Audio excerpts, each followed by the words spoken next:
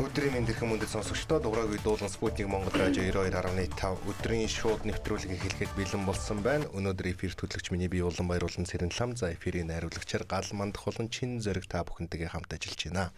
Та бүхэнд энэ өдрийн мэндийг хүргье.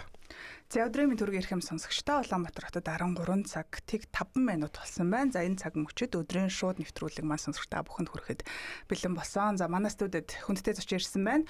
Монголын амны орон сууцны инновац хөгжлийн төвийн гүйцэтгэх захирал Отхон Чимэг. Өдрийн мэнд төргий. Өдрийн мэнд төргий.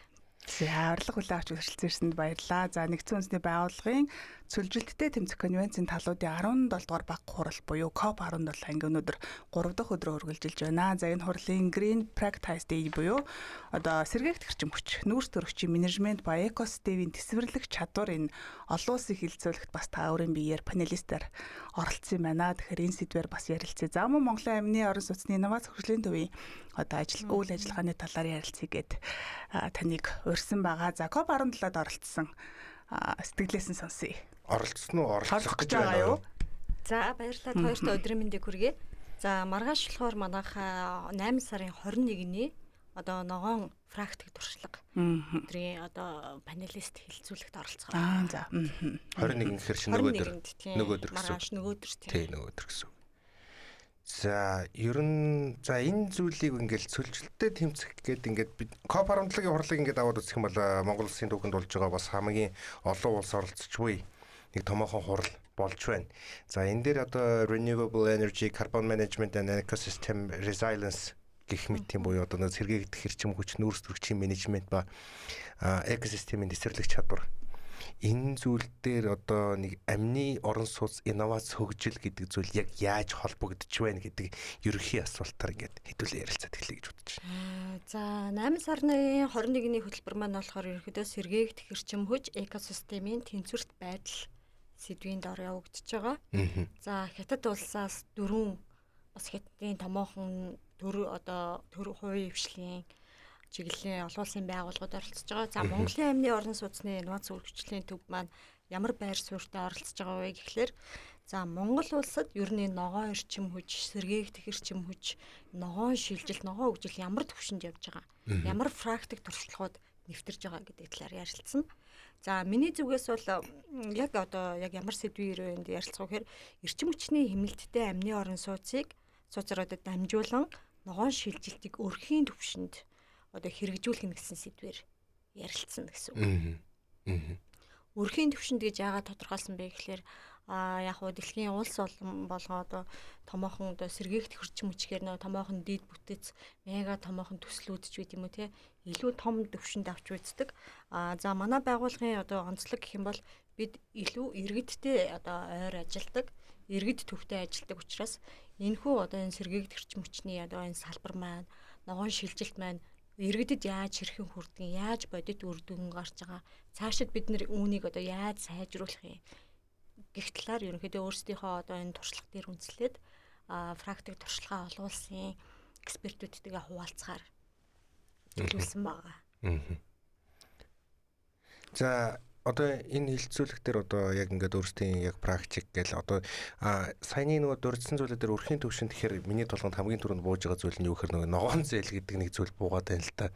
Нөгөө хотоос гадуур нэг одоо нэг лагерын байшин барьдаг ч юм уу. За энэ зүйл дээр болоод нөгөө угаасаа нэг цахилгаан эрчим хүч гэдэг нэг асуудал үүснэ.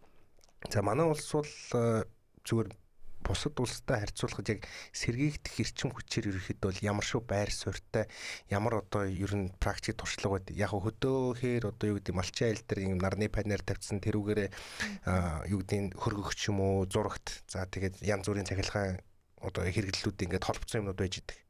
Яг энэ бол зүгээр тусдаа нэг өргөх буюу одоо нэг гэр дотор л болж байгаа энэ нөгөө цахилгаан эрчим хүчний нэг эргэлт багт.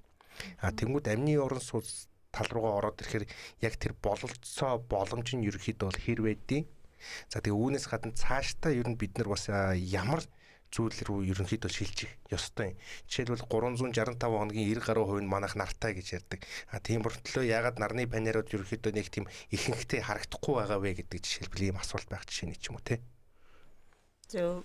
За сэргээгдэх эрчим хүч гэж ярихаар ерөнхийдөө за Ер нь ингээ хараад хад Монголд ялангуяа сэргээгдэх эрчим хүчийг одоо хамгийн түрүүнд хэрэгжилжсэн иргэд маань гэх юм бол малчид байдаг тий. Одоо бараг 10 жилийн өмнө л малчид нэг юм жижиг панел гэр дээрээ тавьчихсан үүний асуудлаа шийдээд явж байдаг. За ер нь COP17 дээр сэргээгдэх эрчим хүч одоо илүү хүчтэй яагаад яригдж байна гэхэлэр за мэдээж одоо дэлхийн дулаар уур амьсгалын өөрчлөлтийн эсрэгтэй холбоотой. За манай Монгол улсын хувьд гэх юм бол ногоон зээлийг иргэд зөвхөн нөгөө барилга байшинтай л холбож ойлгодог. Гэтэл ногоон бүтээгдэхүүн, ногоон хэрэглээний зээлүүд бол маш ихээр байдаг. Одоо сүүлийн жилүүдэд бол ялангуяа ковидоос хойш санхүүгийн байгууллагууд энэ ногоон хэрэглээний зээлийг бол маш ихээр нэвтрүүлж гин, иргэдэд хүртээмжтэй хүргэхийн тулд энэ төрлийн компаниуд Монголд маш ихээр орж ирж байна.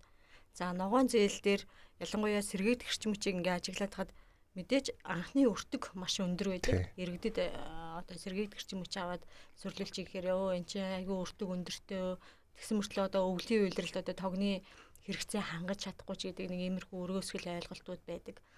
Ялангуяа сүүлийн 2 жилийн хугацаанд бол сэргээгдэх эрчим хүчний шийдлээр шийдэгдэж байгаа хотхон, хаус за ингээл цуслангийн бүсүүдээр явхад нарны панелтай айлууд маш их байгаа шүү дээ. Тэгэхээр энэ маань болохоор иргэд өөрөө яг энэ дэлхийн нийтийн ногоон хөгжлийг дагаад ерөнхийдөө Монголд ч гэсэн сэргээгдэх эрчим хүчний шийдлүүд бий болж байгаа. Үр хайлт ч гэсэн одоо жилээс жил тог цахилгааны үн нэмэгдэж байна. За түүнийг дагаад эрчим хүчний хязгаарлалтууд бас маш их хийж байгаа тийм. За иймэрхүү асуудлууд гарч байгаа. За энэ жилийн бас нэг таата мэдээ гэх юм бол эрчим хүчний яамнаас 3 сард баталсан одоо энэ хэрэглэгч сэргээгдэх эрчим хүчийг одоо хэрэгжилж болно бас үйлдвэрлэж болно гэдэг ийм журам батлагдсан. Та илүүд л одоо хэрэгэлсэн цахилгаан эрчим хүчнийхээ илүүдлийг түүний систем рүүгээ нийлүүлэх журам батлагдсан. За үүнтэй холбоотойгоор бас нэлээд одоо олон иргэд бас одоо өмнө нь бол сэргээгдэх эрчим хүч тавилахад тусгай зөвшөөрөл шаарддаг маш олон бичиг баримт шаарддаг байсан бол 20 кВт хүртэл та өөрийнхөө гэр байшинг одоо ямар нэгэн тусгай зөвшөөрөл шаардлагагүйгээр хүсэлтээ өгөөд мэргэжлийн угсралт суйрлуулалтын компаниар суйрлуулах боломжтой. За энэ мэтлэн одоо энэ мэдээллийг л одоо иргэдэд маш одоо хүртээмжтэй хүргэх. За сэргээгдэх эрчим хүчний үн ч гэсэн одоо жилээс жилд буурж байна. Өсдөг гэдэг бол ер нь бол сэргээгдэхийн үн эсрэгээрээ дэлхийн нийтээр маш олон өрсөлдөгч компаниуд гарч байна сэргээгдэхийн чиглэлээ. Монголд орж ирж байгаа сэргээгдэх эрчим хүчний одоо шийдлүүдийг хараад хад инвертер батарей одоо нэг 5.5 кВт нь 10 гаруй сая төгрөгийн үнэтэй ч гэдэм үү. Энэ нь өөрөө 5 жилийн өмнө хараад үзэхэд 20 сая төгрөг гэсэн бол ер нь одоо эсрэгээрээ сэргээгдэх эрчим хүчний үн өртөг буурж байгаа. Тэр үүнийг дагаад хэрэглэгчид маань ч гэсэн ер нь хүн болгон л одоо туслан хаусан дээр тог цахилгаан илүү гараад байна. Их гараад байна. Сэргээгдэх эрчим хүчээр шийдэгсэн бодолтой болцсон. Ер нь одоо сэргээгдэх одоо юу гэдэг нь заавал одоо нэг юм жижиг одоо хувийн амны орон сууц гэлтгүүгээр улс орны түвшин ч гэсэн одоо сэргээгдэх эрчим хүчний одоо томоохон панерууд одоо энэ баруун аймагуудаар жишээлбэл одоо баригдаж эхэлж байгаа гэдэг зүйлийг бол санаж байна. Яг саяны яг тэр өртөгтэй холбоотой асуудал ерөөхдөө бол дандаа тулгардаг байсан. За яг нарны панер нь өөрөө нэг тийм өртөг өндөртэй биш бай. Гол нь тэр цахилгаан хураагур хоримтлуурынх нь үн өртөг нь өөрөө өндөр байдаг. Иннээс болоод бас цаашдаа нэг гарах ашигын хугацааны ингээ маржин ингээ хойшлогдоод байдаг зүйл ингээд эрчим хүч сэргээгдэх эрчим хүчээр яригддаг байсан л та. Тийм. За тэгээд бас яг Монгол улсын хувьд гэх юм бол за өртөг нэгт одоо иргэдийн хувьд тийм иргэдийн орлогын их өсвөрч гэдэг юм санхүүгийн боломжинд бол өртөг өндөр тусч байна. Хоёр дахь юм бол сэргээгдэх эрчим хүчийг шууд тавих гэхээсээ илүү иргэд маань одоо манай Монгол улс ч жилийн дөрөв үйлрэлтэй ялангуяа COP17 дээр цөлжилт гэдэг зүйл ч өөрөө манай Монгол улс ч яг цөлжилтэнд өртөмтгий одоо энэ уур амьсгалын өөрчлөлт хамгийн ихээр өртдөг орны 10 орны нэгээр байдаг. Одоо өвөлдөө бол баг хасах 40 зарим нутгуудаар хасах 50 60 ч гэдэм одоо энэ жил чинь завхны нутгаар баг хасах 50 60 градус хүртэл хүрлээ гээл өвөлдөө цас их унжийн уур амьсгалын өөрчлөлийн төлөөр хит халалтаас үүдэж бороо маш их орж байна.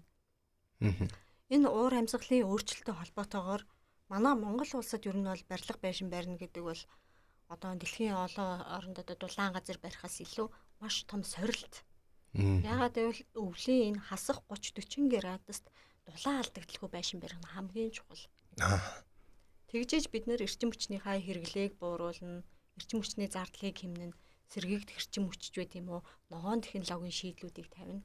Тэгэхээр иргэдийн зүгээс одоо манай байгууллагын зүгээс хамгийн чухал зөвлөгөө бол танаа гэр байшин чинь дулаан алдагдал хэр юм бэ?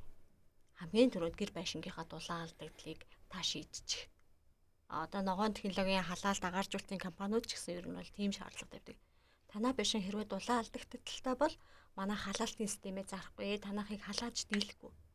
Яагаад тэгэхээр Монгол орн ч өөрөө нэг юм хүйтэн сэрүүн бисэн бусад улс орноос юм онцлог байгаад байна шүү дээ. Тэгэхээр 1000 сайн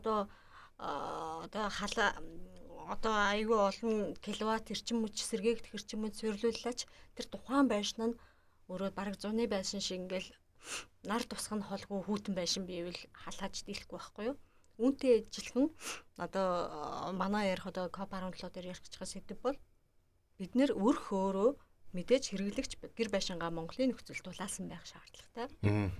За дулаасныхаа дараа эрчим хүчний хэрэглээнийхээ хэдэн хувийг сэргээгдэх эрчим хүчээр хангах гэдэг. Тэр бүх юм нэг системтэй явахгүйгээр шууд сэргээгдэх эрчим хүч суйрлуулна гэдэг нь шууд ингэж нөхцөл бол манай Монгол улсад бол ховор одоо хэцүү гэсэн үг. Монголын амны орон сууцны инновац хөгжлийн төв учраас одоо сүүлийн үед гарч байгаа одоо шинжлэх технологиудыг бол нэлээд нэвтрүүлж ажилладаг юм төв болов гэж би ойлгож байна. Тэгэхээр танаа төвөөс амны орон сууцны салбарт нэвтрүүлж байгаа за хамгийн шинэлэг ирээдүйдээ гэж хэлж болохоор ямар технологиудыг ер нь нэвтрүүлж ажиллаж байна вэ? За манай Монгол улс өөрөө ялангуяа одоо гэр орооллын хувьд авч үзэх юм бол нийт одоо гэр орооллын 70% нь инженерийн ямарч дэд бүтцийн хангамжгүй Монгол улсын хувьд. За тэдгээр гэр орооллыг ер нь ингээ хараад гад мэдээж одоо төвийн шугам орохгүй одоо зөвхөн захилгаан л байгаад шүү дээ. Тэгэхээр бүх одоо ногоон шийдлүүд бие даасан шийдлүүд шийдэж байгаа гэсэн үг. За ялангуяа сүүлийн жилүүдэд бол Монгол улсад нэвтэрж байгаа ногоон технологиуд бол бид нар бол технологийн хувьд бол олон улсаас хоцроод байсан юм байхгүй. Олон улсад ямар гоё технологи юу л гарч ийн Монгол улсад орж ирж байна. Хамгийн чухал нь иргэд тэр шийдлийг бас сайн мэдгүй байгаа байхгүй. Одоо жишээлбэл манай найз нөхдөөс ч үт юм уу төсөл хэрэгжүүлэгч компаниудаас хүүшээ агааржуулалтаа яаж хийдэх үү тэ одоо халаалтаа яаж хийдэх үү сэргээгдэх эрчим хүчний ямар компани байна гэдэг чинь эн чинь өөрөө яг ногоон технологийн хүртээмж мэдээлэл өөрөө бас хангалттай хүрч чадахгүй. Түүнээс биш одоо Монгол улсад одоо эрчим хүчний хэмнэлттэй ERV систем агааржуулалтын систем нь ороод ирсэн байна. Ялангуяа өвлийн үйлрэлд бол бид нэр цонхоо онгойлох аргагүй утаатай байна. Тэгэл хүүхдүүд өвчин тусдаг тийм агаарын бохирдлоос үүдсэн маш олон өвчин эмгэг гардаг. Үүнийг шийдэх шийдлүүд нь бэлэхэн байгаа байхгүй. Хаягдл агаарын дулааныг эргүүлэн ашигладаг. Дотор байгаа агаарыг цэвэршүүлдэг, гаднаас байгаа агаарыг шүүж оруулдаг. Тэр агаарынхын температур нь өөрөө удирдлагын системтэй, өрөөний чийгшил одоо юу гэдэг бүх юм ингээд тохируулаад иргэн өөрөө хянах боломжтой. Өрөөний бактерийг 98% хүртэл цэвэршүүлэх боломжтой. Ийм системэд гараад ирсэн байна. За халаалт гэхэд л одоо бид нар ингээл хэдэн жилийн юм тогон залгаж байгаа л нөгөөх нь улаасаа л ингээл байгаад идэгээс дулаанаа мэдэрдэг халаалтын системүүд гараад ирсэн байна. Дулаанаа нөөцөлдөх нь гараад ирсэн байна. Тог тасарсан үе 6-7 цаг тогон залахгүй байхад л ханам пишин шиг өөрөө дулаанаа барайл байж идэг шүний хөнгөлөлттэй одоо шүний үнгүү тогтой үеэрээ тогоо цэнгэлжээл нөгөө паар нь өдөр ямарч тогон залахгүй тийм шийдлүүд байна. За эрчим хүчний одоо маш бага киловатт зарцуулдаг халаалтын системүүдийг Монголд өөрсдөө үйлдвэрлэж байгаа компаниуд тэр нь ухаалаг удирдлагын системтэй одоо утсаараа удирдах боломжтой. Та цуслан дээрээ одоо 5 цагийн дараа очино гэвэл 5 цагийн дараа очино гэж халаалтаа шууд залгачдаг. Ер нь бол бүх шийдлүүд Монголд байгаа. Олон улс ямар шинэ технологи нэвтрүүлж бий болгож ин тэр болгон л одоо цаг алдалгүй Монгол улсад орж ирж байна тий. За тэр шийдлийн мэдээллийг яаж авах вэ гэхээр мэдээж иргэн банкнд одоо бүх дата мэдээлэл байгаа шүү дээ. Өө банкн дээр очивол за манайх ингээд байшингаа дулаалцсан дулаалгын зээл авч болж байна. За. Одоо жишээлбэл одоо хүүтний үйлдвэрлэл боллоо шүү дээ. Юу юугүй тий 2 сарын дараа та байшингаа засварлах зээл авч болж байна. За засварлах зээлийн дараа магадгүй халаалтын зээл болж, агааржуулалтын зээл, сэргээгдэхин зээл тэр бүх ногоон хэрэглээний зээлүүдийн дата мэдээлэл туршлагатай олон улсын одоо ногоон гэрчлэгээтэй компаниуд ч гэдэг юм уу. Тэр бүх лист чагсаалтууд банкнд байгаа. Банкуд дээр анх үсвэл бас манай төвөөсч зөвлөгөө аваад шийдлийнхаа одоо мэдээллийг авч байна. За тэгвэл энгийн иргэн одоо би жишээлбэл ингээд нэг газар авчлаа. Газар аваад тэрэндээ одоо байшин барихаар шийдлээ гэхэд ер нь хамгийн түрүүнд ямар алхам хийх хэрэгтэй юм бэ? Дулаалга дээр л анхаарах хэрэгтэй юм шиг байна. Ер нь бол тийм ээ. Одоо манай эрт төрс уур амьсгалтай Монголын хувьд бол. За хамгийн түрүүнд юун дээр анхаарах уу гэхлээр мэдээж бид нар залуу гэр бүл за айл болгон ам бүлийн хувьд өөр онцлогтой байгаа шүү дээ. Тэгэхээр та хэдэн ам бүлд зориулсан хэдэн метр квадрат байшин төлөвлөхийн гэдгээ цаасан дээр буулгана гэсэн үг. Өөрийнхөө хүслийг. За тэрийг ер нь өөрийнхөө хүслийг тодорхойлчлоо. Яагаад би ингэж ярьж байгаа гэхэлэр дээхүү үед бол манад хүн ихээ ирэх юм чи том байшин гэл одоо туслангийн бүсүүдээр явахаар нэг том хоёр давхар өвөл хүн очтгоо хүмүүс хөрөнгүүд дилинг байгаа шүү дээ. Тэр чинь яг тэр сэтгэл хөдлөлөөр барьсан байх шиг байна гэсэн үг. Тооцоололгүй. Одоо эсэргээрээ энэ чиг хандлага маань иргэд яг өөрийнхөө хэрэгцээнд тохируулж байна. Би 2 хүүхэдтэй, 3 хүүхэдтэй. За манайд нэг 2 унтлах өрөө хүн ирэхэд нэг зочин одоо тий зочид байрлах өрөөч гэдэг юм яг хэрэгцээндээ тохиолж байна. За түүнийд эхний ээлжин та өөрийнхөө хэрэгцээг тодорхойлж байгаа түүнийхээ дараагаар мэдээж за өөрийнхөө санхүүжилтийн их усрээр санхүүжүүлэх уу, банкнаас зээл авах уу. За банкнаас зээл авах гэж байгаа хүмүүсийг бол бид нэр бол юу гэж зөвлөдөг гэхээр зураг төслөө хийлгэхээс өмнө та банкн дээр очиод зээлийнхаа боломжийг тодорхойлуулчих гэдэг юм. Юугүй хүний ажлыг хийх гэл ингээл зургийг хийхээсээ илүү тань дээр зээл гарах юм уу? За гарах бол яг хэдэн төгрөгийн зээл гарах юм? Та санхүүгийн боломжиндоо тохируулж тухайн байшингаа төлөвлөх шаардлагатай байхгүй юу? Нэг том байшин төлөвлөждөг явж исэн чинь нөгөө байшингийнхан санхүүжилтанд зарцчихдаг, зогсчихдаг. Ийм асуудал гардаг. Тэгэл бетон зарна гэсэн зарвалтай. Тэгэл бетон зарна нөгөө баригдаагүй байшин зарцсан. Тэгэхээр банкн дээрээ очих ёстой, өөрөө яг хэрэгцээгээ зөв тодорхойлох ёстой. За түүний дараагаар мэдээж танаа газрын онцлог тухайн бүс одоо уур амьсгалынх нь одоо тий цуслангийн бүс ялангуяа хотыг бодвол 5 градусаар илүү хүүтэн байдаг өвөл. 5-аас 10 градусаар ч тийм үү. Тэгэхээр тухайн яг газрынхаа онцлог өндөр газар юм уу, налуу газар юм уу, намагтай юм уу, зэвдэгтэй юм уу түүндээ тохирсон зураг төслөө яг өөртөө зориулж хийлгэх ёстой. Тэр зураг төсөл дээр нь мэдээж мэрэгжлийн байгууллага одоо манай зүгээс зургийн архитекторууд ажиллаж байгаа архитекторууд тухайн байшин гижийн хийцлэл технологийн шийдлүүд бүх юм дээр нь зөвлөгөө өгвөл таны байшин эхлээд зурган дээр баригдах ёстой. Зураг төсөл дээр. Яг зөв одоо зураг төсөл дээр зөв төлөвлөсөн байшин таны санхүүгийн одоо эрсдлэгч байт юм уу санхүүжилтийн тэр лимитийг хязгаарч дагуулахгүй байхгүй. Зарим хүмүүс чинь зарим юм төлөвлөгөө за ашиг шиг зураг хийлгэхээр жоохон үнэтэй төсөөд энийг интернетээс нэг палан харж байгаа л нэг юм барьчи гэл яаж идэл зураг байхгүй юм чинь та яаж тэр барьж байгаа компаниас хариуцлага нэхэх юм. Нэг компани ирсэн чинь нэг интернетээс нэг гоё 3D планаар нэг юм барьсан. Дотор нь дулаалгыг хийгээгүй. Яг нэмхэн нэг 5-10 см-ийн дулаалга хийчихдэг. Тэгсэн чинь өвөл хөлдөж өгөх гээд энэ чинь зурган дээр хэдэн сантиметрийн ямар дулаалгаар хийх юм. Тэр дунд нь ямар одоо тэр гадны нөлөөлөл ус чигнээс яаж хамгаалах юм. Одоо тэр янз бүрийн үе давхрах болгоныг зурган дээр төлөвлөж зурдаг байхгүй юу. Тэгээд танаа байшин яг хэдэн төгрөгөнд босхын төсөв төртгөн хэд байхын гүйцэтгэгч хэдээр барих юм.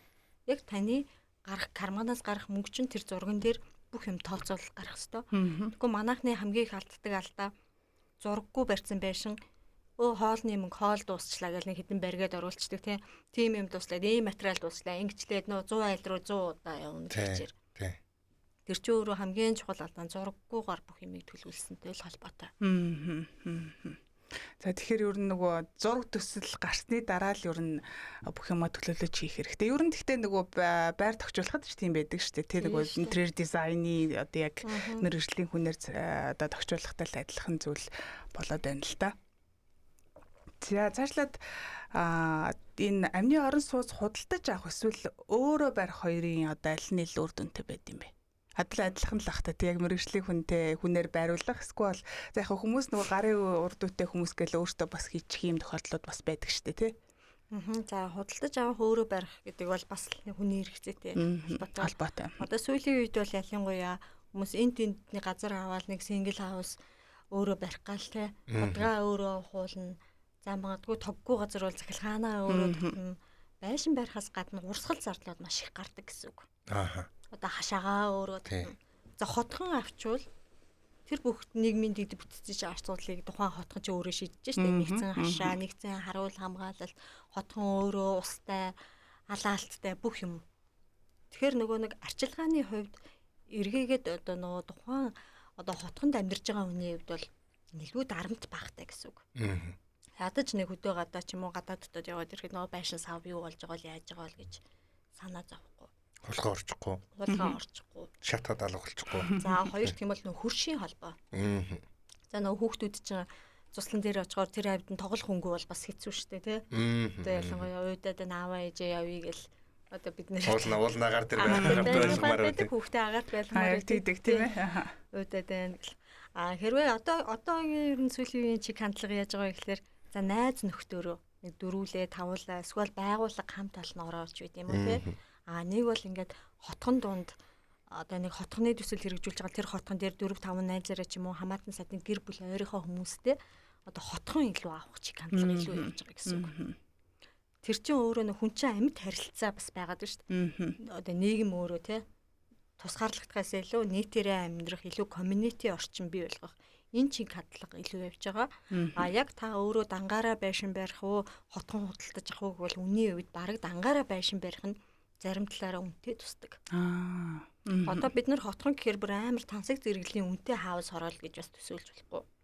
Одоо сүүлийн үед бол маш боломжийн үн өртөгтөө нийгмийн дэд бүтцээ шийдсэн ногоон зээлээр орцсон хотхны төслүүд бол зөндөө байгаа. За тэрийг бас тэр мэдээллийг бас манай байгууллагаас авч болно. Хэдэн тэрбумын үнэтэй дааж давшгүй үнэтэй хотхон бол тухайн хүн үнэл өөрийн санхүүгийн боломж хэрэгцээ шүү дээ тий. Яг ингээд ерөөхдөө бүр ингээд амны орон сууц яг нөгөө юу худалж байгаа хот. Хоёр маань баг зөвлөгөө авч байгаа. Уул нөгөө кофт одоо юм сэргээгдэх хэрчим үуч гэдэг юм ярьж ирсэн. Энэ сэргээгдэх хэрчим үучийг ингээд бас буцаагаад ингээд татаад оруулаад ирэх юм бол нөгөө эрчим хүчний хэмнэлт ба тэгээд амны орон сууц дээр эргэж ирнэ эрчим хүчний хэмнэлттэй орон сууц барихыг хэрвээ хүссэн ч нөгөө анхны хөрөнгө оруулалт нь өндөр гэсэн ийм асуудал дээр тулгараад байдаг л да. Яг хоо эхлээд бол ерөөхдөө бол нөгөө үн нь бол янз бүрийн болцсон гэдэг нь хэлсэн.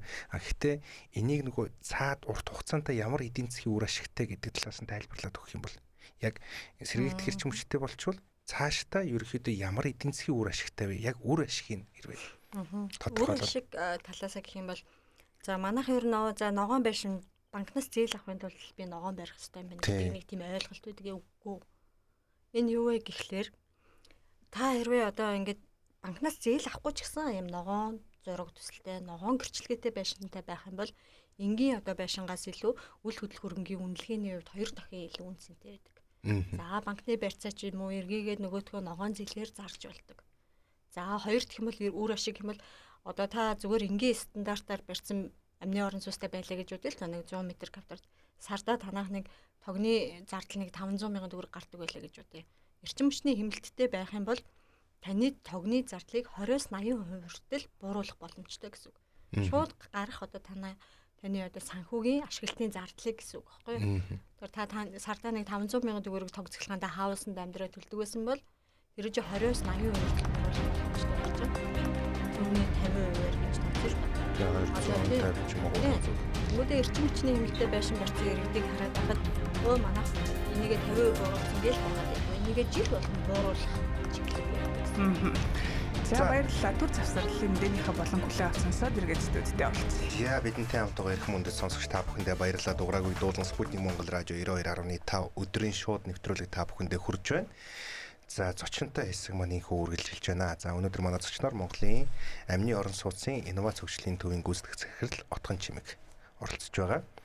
За COP17-той холбоотой ерөнхийдөө бол сэдвээр ярилцж байна. За сэргээгдэх эрчим хүч. За ялангуяа одоо яг мэдээ орохын өмнө бол яг нөгөө ямар үр ашигтай вэ гэдэг талаас ерөөхдөө бол яриад дуусгасан.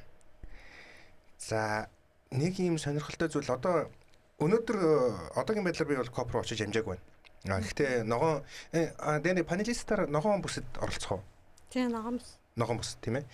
Ногоон бүс бол өдөрөнгүүд илүү яг ийм дотоодын асуудлыг бол ярьдаг яг ингээд нээлттэй нэг ийм платформ байлээ. За Сингэр бүс ногоон бүстэй хоёулын дээр нь ерөөхдөө бол ажиллаж байгаа. Тэгэнгүүт ногоон бүс дээр бас нөгөө янз бүрийн нөгөө юу гэж хэлэх юм бэ? CO2 ялгаруулалтыг ерөөхдөө бол багасгах. За тэгээд за бэлчээрийн дороотл гэдэг нэг сэдвийн талаар бол нэлээд олон одоо павильон тэгээд юу эднэр дээр нөгөө танхимуудын нэр те тулуу өгөөд гэсэн танхимуудад ингээд хорол болж байгаа.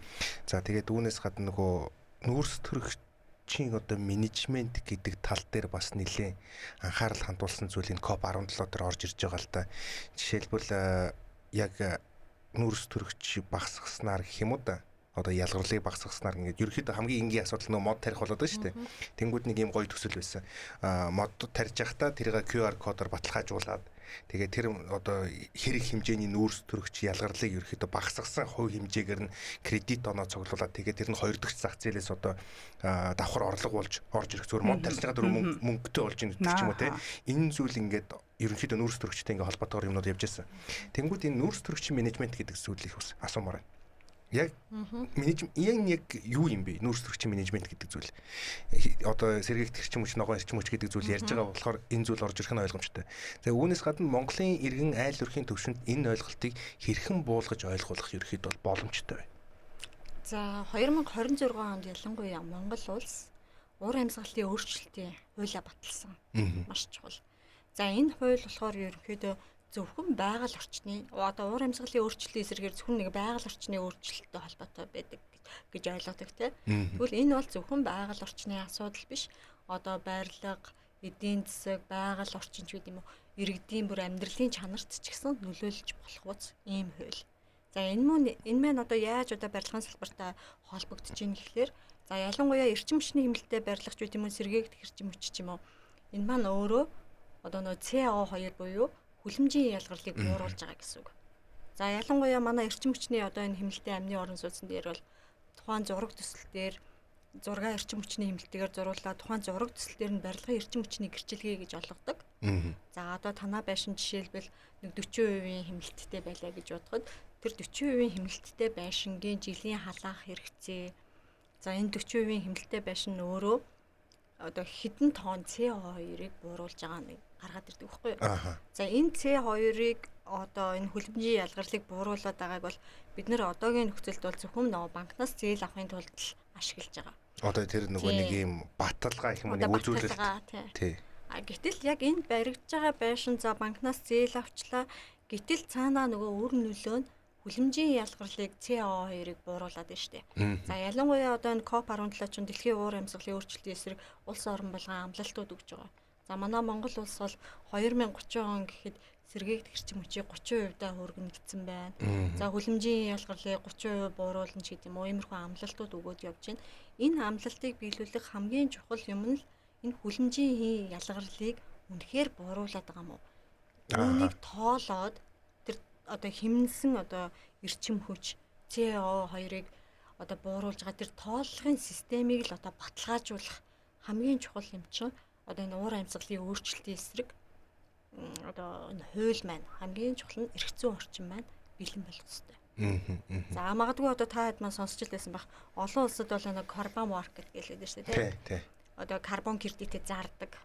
За ялангуяа одоо та жишээлбэл ногоон одоо хотхон ч юм уу ногоон байшин барьчлаа гэхэд та түүнийхээ одоо бууруулж байгаа CO2-оо зардаг. Энэ тогтолцоо маань Монгол улсад одоо хөгжих гээд эхний ээлжинд хууль маань батлагдлаа. За юм ногоон эрчим хүчний хэмнэлт эко ногоон төслүүд хэрэгжиж байна. За мөн Монгол улсын ногоон барилгын best гэр гээд мөн үнэлгээний одоо систем гэрчилгээ бас өөртөө бид ногоон барилгыг яаж үнэлэх гэдэг үнэлгээний системтэй болчихсон тийм. Тэгэхээр энэ ногоон барилга бол Монгол улсад яг олон улсынхаа дүрмээр хууль эрх зүй яг энэ үнэлгээний систем ч гэдэг юм уу гэрчилгээжүүлэлт гэдэг юм уу энэ бүх одоо суурь нь ингээд тавигдаад явж байгаа гэсэн үг. Бид нэр яг тийм одоо үүнийгээ ингээд зөв тавиад яг зөв хэрэгжүүлээд ирчих юм бол за ялангуяа одоо манай хот байгаль барилга орон зүйчлэлтийн яам бол хүлэмжийн тооллогын бүр юм систем тийм болцсон. Тэн дээр одоо иргэд ч гэдэг юм уу дулааны 5 дахь цэцлэгийн станц ч гэдэг юм уу хүлэмжийн ялгарлаа яг бууруулж байгаа дата мэдээллийг оруулаад яг хэдэн тооныг бууруулад байгаа гэдэг бүх өвдөл тоон мэдээллүүд нь гараа явчихна гэсэн үг. Илүү хэмжигдэхүүц. Бид нэр үр дүнгээ хэмжиж чадахгүй бол одоо тооцоолж чадахгүй шүү дээ. Тийм мониторинг хийх одоо зүйлс одоо хэрэг хэмжиж чадчихэж бид нэр илүү сайн сайжруулж чадна. Тэгээд энэ тэгээд цааштай одоо жишээлбэл нэг хотхон гихгүйгээр хэрвээ ингээд өөрөө тийм ногоон зээлэр байшин одоо амны орон сууц барьлаа. За тэгээд тэрүүгээрээ дамжуулаад за нэг 50-аас 40 за яг 80% бас хэмнэх хэмжээний сэргээгдэх хэрчим хүчний одоо тэр нь одоо юу гэдэг нь цахилгаан хураагуур авах хэмжээний мөнгөтэй хүн бас яг ганцаараа барьж байгаа хүн бол хэцүү баг. А гэхдээ нэг юм жил 2 жил нэг юм хэмнэсэн юугаараа давхар энэ гүр чи орлого олох боломжтой болж байгаа л нөхцөл байдал ирж байгаа үстэй. Тийм тийм. Одоо яг иргэн болгон л яг өөрөө өөрсдийнхөө л одоо хэрэгцээгээр жишээлбэл танаахан энэ жил сэргээгдэх эрчим хүчний хэрэглээнийхээ хэдэн хувийг хангах гэж байгаа. 20% юм уу 30% юм уу тийм. Тэр өөрийнхөө хэрэгцээндээ тохируулаад жил ирэх тусам одоо ногоон шилжилт гэдэг чинь өөрөө тухайн иргэнээс л одоо яагаад өрхөөс эхэлнэ гэдэг байвал тухайн иргэн өөрөө л байнгын одоо энэ байшинда апдейт хийж явах хэрэгтэй байхгүй хэрэглээндээ гэсэн үг. Анализ хийх хэрэгтэй. Та энэ жил өвөл одоо жишээлбэл тогондоо нэг 200 мянган төгрөг төлдөг байвал тэрийгээ тэгээл би 200 мянган төгрөг төлдөг гээл төлөөл яваад ивэл утгагүй шүү дээ. Тэгэхээр 200 мянган төгрөг төлдөг гэсэн бол би одоо эх жил энийгээ 100 мянган төгрөг төлдөг болгоно. Хэрэглээгээ илүү баланслаад хэрэглээгээ хэмнэх тал руугаа гэсэн үг байгаль экологид. Олон улсад яаж хөгжиж ийн гэвэл бид нар бол зөвхөн хэмнэлт ярьж байна те. Яг олон улсыг бодвол манайха Монгол улсын хувьд бол уур амьсгалын хувьд бол нөө жилийн дөрвөн үйлдвэрлэлтэй эрс дэс хүйтэн уур амьсгалтай. Олон улсад бол бүр тэг ямар ч зардалгүй тэглэх бүр зеро руу орж байгаа байхгүй боломжтой баг эсэргээрээ орлого олох боломжтой гэсэн.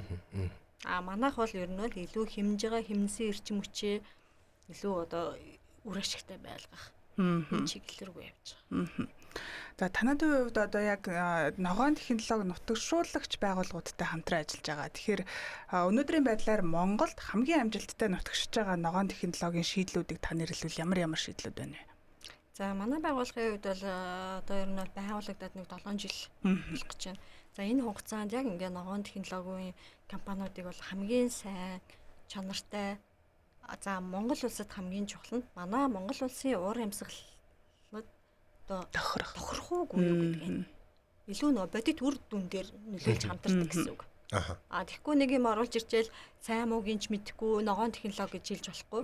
Яг үнэхээр энэ технологи Монголын нөхцөлд тохирох юм уу? Яг үнэхээр хэлсэн шигээ сайн байж чадж байгаа юм ч гэдэг юм нэг 50 гаруй байгуулгын 100 гаруй нэр төрлийн ногоон технологиуд байна. За сүүлийн үед бол ялангуяа иргэдийн зүгээс ингээ хараад хаад байшинсаа барж байгаа айлуудыг харахад за нөгөө нэг нөхөн жорлон байна одоо цөөрж штэ ялангуяа цуслангийн бүсүүдэр тий илүү тав тухтай. Энэ технологи илүү хурдцтай явж байна. За сэргээгдэх эрчим хүч ялангуяа сүүлийн 2 жилийн хугацаанд бол маш хурдцтай. Хүн болгон л одоо сэргээгдэх рүү шийдлийг сонирхож байна. За нөгөө халаалтч байд юм уу те. За одоо сүүлийн жилүүдэд ялангуяа бас агааржуулалт буюу дотор агаарын чанартай хүмүүс маш анхаардаг болчих. Ялангуяа тархины даралттай ч гэдэм үү одоо энэ өвлийн агаар утаа орчны бохирдлоос болоод маш олон одоо эмгэг гарч штэ янз бүрийн өвчнүүд гарч ийн суурь өвчнүүд. Энэ маань юутай холбоотой гэхлээр мэдээж нөө дотор агаарын чанар агаарын бохирдол. Яг энэ чиглэлийн эрүүл мэнд рүү чиглэсэн хэрэглээний ногоон бүтээгдэхүүнүүд бол маш их явж байгаа. Монгол улсад ч гэсэн олон улсын маш сайн технологиуд орж ирж байгаа.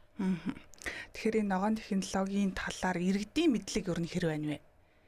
Мэдлэгтэй байж ижил одоо энийг хэрэгжүүлэх ач холбогдлыг илүү ойлгож хэрэглэн тийм ээ. Ялангуяа маш ухаалаг болж байна. Одоо барыг нөгөө оруулж ирж байгаа компаниасаа илүү судалж байна. Юмыг сайн нэгтэлж байна.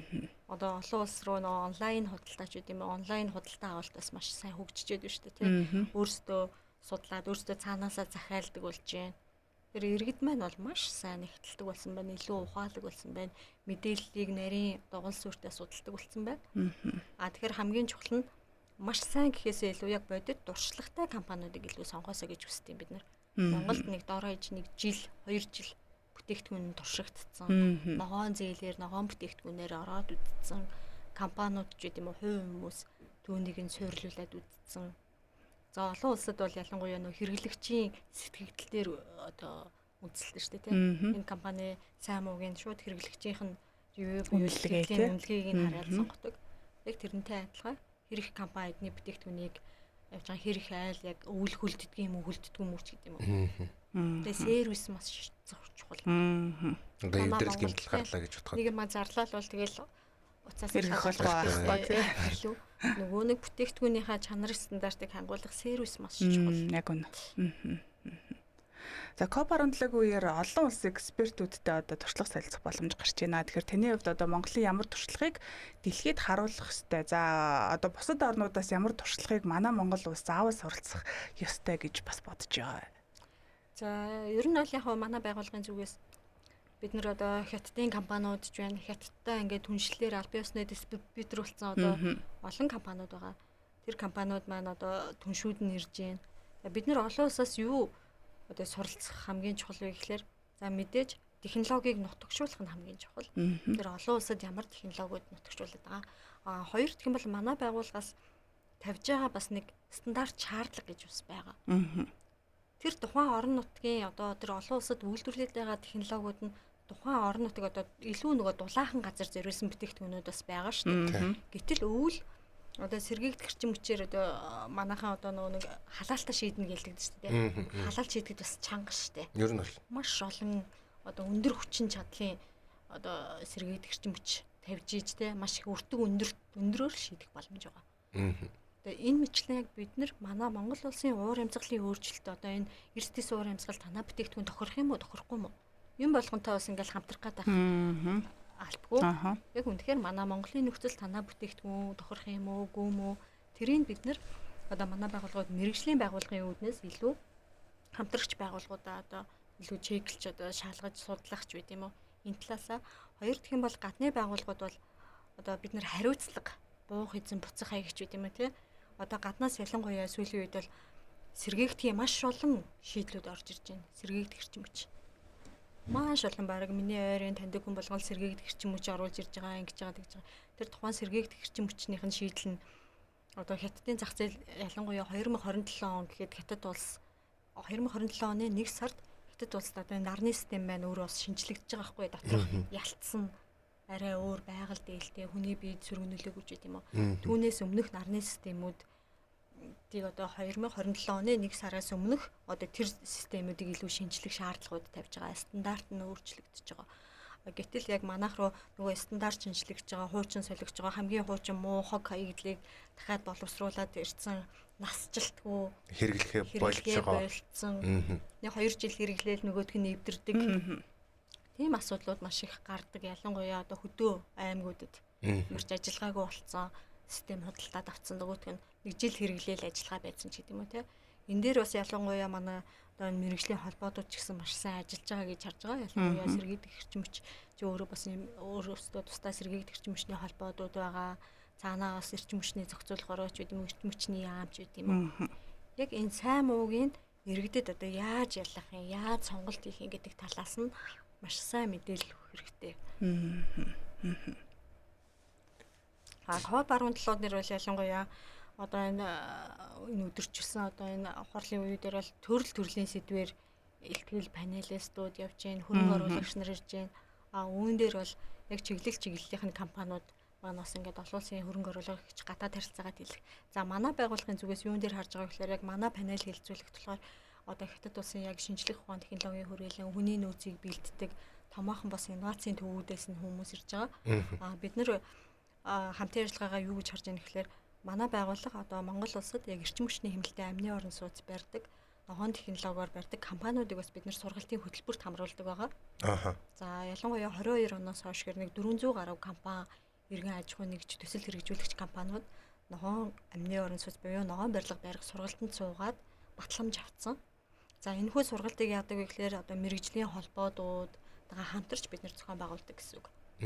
За одоо яг энэ COP17-аас хүсэж байгаа юм хэл бид нэр одоо 1000 одоо сайн Монгол улсад ногоон технологиуд орж ирээд байлаа гэхэд бид нэр мэрэгжлийн боловсон үзэн мэрэгжлийн хүний нөөц байхгүй бол хэцүү шүү дээ. Ялангуяа тэр өндөр технологийн хөгжлөө сэргээгдэх эрчим хүч гэдэг юм уу гой халаалаа гаржуулалтын технологиуд ороод ирдэг. Тэрийг мэрэгжлийн хүний нөөц байж ижил яг тэр үр ашигын одоо зөв суурилуулалт, зөв угсралт, зөв гүйцэтгэл хийх ёстой. Тэр хүний нөөцийг чадваржуулах чиглэлээр бол бид нар маш сайн анхаарж байгаа. Олон улсын байгууллагуудтай түншлээд хамтраад одоо Монголд байгаа хүний нөөцийг харилцан туршлага солилцох ч гэдэм үү. Тэр олон улсын одоо тэр хүний нөөцийн чадварыг бэхжүүлэх чиглэлээр бас хамтын ажиллагааг илүү үзэж байгаа гэсэн үг. Сургалтанд явуулах, сургалтанд хамрагдлах гэх мэтчил. Тийм төсөл дээрээ одоо хамтарч одоо тий би биенээсээ харилцан туршлага судлах ч байт юм аа. Хамтран ажиллах талаар. Талээ. Ерөнхийдөө нэг бас энэ талаас асууя гэж бодож л байсан л да. Энэ хурлаас одоо эн чинь зөвхөн одоо юу гэдэг хуралдаад өнгөрөх зүйл биш. Санхүүжилт татах боломжтой нэг юм боломж үрдэж гин. За технологи гэдэг зүйлийг бас нөгөө хоорондоо солилцох, туршлагаа солилцох гэдэг нэг юм талбар болж гин. За тэгээд тэрний туршлага нь одоо мэдлэг гэсэн үг болж гин. Эсвэл олон улсын төвшлэлч гэдэг юм уу. Энэ нэг энэ чиглэлийн аль нэгийг онцолж байна гэхээр ерөнхийдөө бол мэдлэг гэдэг тал руугаа илүү онцолж гин гэж. Яг зөв. Би өчигдөр тэр нөгөө усыг цэвэршүүлдэг, уснаас гаргадаг тэр нөгөө электролит за тэгээд Сауди Арабын ер нь төслүүд байсан л та. COP 16-аас хойш ерөөхдөө энэ тал дээр төр болон хувийн хвшлийн бүр үнэхээр топ одоо төвшний түншлэл бол энэ Сауди Арабын устай холбоотой асуудлаар бол тэр түншлэлийг ярьж байгаа. Тэгээд ярьж байхдаа бол Сауди Арабын яг тэр усны асуудал хариуцсан одоо яамныхаа салбарын хүнтэй ярьжсэн чинь танаа улсад ерөөхдөө бол яад юм бэ гэдэг нэг асуулт тавьж байгаа. За дараа нь тэгснэ ерөөхдөө төр хувийн хвшил гээл ингээл нэг хоорондоо ярьж явжсэн.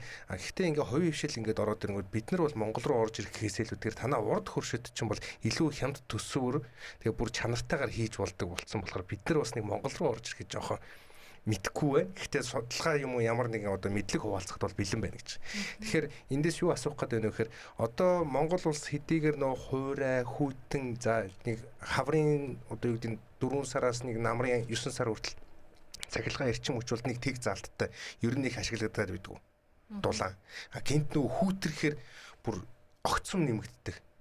Тийм ийм эрс уур амьсгалтай улс орн манахаас гадна одоо жишээлбэл Төв Азийн улс орнууд байна л та. Энэ улс орнууд одоо энэ сэргээгдэх эрчим хүчсаа тэр тусмаа тэр амны орон сууц тэр ногоон одоо тэр сэргээгдэх эрчим хүчний тал дээр ерөнхийдөө ямар туршлагатай байдаг вэ? Тэгээ дээрэс нь яг ийм зүйлийн технологийн хөгжил нь яг аль улсад ерөнхийдөө илүү одоо хөгжсөн байдгүй. Яг хятад гэж угаасаа хэлэх байх. Хятадаас гадна гэх юм бол. За яг бодтой жишээ гэх юм бол яг олон улсын яг ямар төвшөнд явж байгааг бол би бас сайн тодорхойлж чадахгүй. Яг нэг жишээ биш үү? Одоо ялангуяа одоо газар хөдлөлтүүд маш их болж шүү дээ. Энэ уур амьсгалын өөрчлөлтийн гинтийн газар хөдлөлтүүд. За түүнээс ингээ хараад за Япон бол газар хөдлөлтийн хувьд бол ямар ч асуудалгүй гараад байна шүү дээ. Тэр өөрөө барилгын салбарын тухайн газар хөдлөлтийнхаа бүс нутгийнхаа онцлог тохируулж барилгаа төлөвлөж байна. За одоо Турк ч байд юм уу? Сая Венесуэл байна тий. Ингээ барилгын асуудлыг ингээ хараад байхад барилга өөрөө яг нормын шаардлагыг тэр газар хөдлөлтийн 9 баалыг ч байд юм уу давах хэмжээнд баригдахгүй байгаа байхгүй юу? Энд чинь өөрөө нэг асуудал байна. Тэд нар ч одоо харцангуй Монголыг бол дулаахан. Тэр арматурын чанарч байд юм уу, бетоныхон чанарч байд юм уу? Зүгээр нэг юм хөнгөн одоо 6-7 баалын юу л төсвөрлөхгүй ингээд нуурчаад байна. За Монгол улсын хувьд хэм бол сая олон улсын 6 сард олон улсаас бас ингээд барилгын салбарын яриад ингээд яхад манайх бол харцангуй ГОСТ стандарттай. Барилгын яг чанарын хувьд бол харцангуй сүүл шинэ баригдаж байгаа барилгуудыг бол маш сайн чанартай байна гэсэн дүгнэлтүүд гарсан. Газар хөдлөлтийн 9 баалд гэдэг юм уу 8 баалд гэдэг юм уу маш сайн чанартай. Тэгэхээр бид нар зөвхөн одоо энэ COP 17 ч өөрөө төсвөрлөх чадвар гэдэг зүйлийг бас маш их ярьж байгаа. Уур амьсгалын өөрчлөлтөнд төсвөрлөх чадвар. За банкуд ч гэсэн сүүлийн жилүүдэд бол яг энэ төсвөртэй гэдэг зүйлийг маш их ярьдаг болсон. Яагаад тэгэхээр одоо та 20 жилийн хугацаатай ногоон зээлээр байшингаа бариулах зээл авлаа шүү дээ. Тэр 20 жилийн хугацааны зээлийг чинь банк өөрөө эрсдлээд байгаа таны өмнөөс тухайн компанид мөнгөний гаргаж өгч байгаа. Тэнгүүд тэр 20 жилийн хугацаанд тэр тухайн компани байшин ямар нэгэн асуудал гарахгүй юу? Айгүй их үер орлоо, бороо орлоо, газар хөдлөлөө 20 жилийн хугацаанд тэр байшин төсвөртэй байх үгүй юу гэдэг дээр төсвөржилт гэдэг зүйлийг маш их ярьж байгаа. За манай Монгол улсын одоо ногоон барилгын бест гэр үнэлгээний бас нэг чухал зүйл бол төсвөржилт. Төсвөржилтийг бас үнэлдэг гэсэн үг. Тэгэхээр ер нь бол одоо сүүлийн үед баригдаж байгаа барилга байшин чиглэлтгүү манай Монгол улс чиглэлгүй дэлхийн нийтээр ер нь бол гамшигт төсвөртэй гэдэг тохиолдол одоо нэршил орж ирж байгаа. Ногоо эко гэдэг байсан бол тухайн барилга нь гамшигт төсвөртэй байх юм байна, ногоон байх юм байна, эко байх юм байна. Эренбэлж явах юм бол эхлэв. Тийм ер нь бол гамшигт төсвөртэй гэдэг үзүүлэлтийг бол хамгийн чухал гэж үздэг. Тэгэхээр манай Монгол улс өөрөө ер нь бол бас нэг юм онгой маягийн байдаг шүү дээ. Монголд барилга барьдаг компани дэлхийн хаанч байшин барьж чаднаа. Тэр яагаад ингэж хэлж ийм тэгэхээр ер нь бол монголчин өөрөө өвөл маш хүүтрэн, зун хална, салхилна тий. Энд чи өөрөө Монголд байшин барьж ийн гэдэг чинь ер нь 20 30 жил ямар нэгэн асуудалгүй байна гэдэг чинь бас нэг чанар стандарт илүү нэг Монгол айгүй хэцүү л гэсэн үг байхгүй юу? Монгол байшин барих.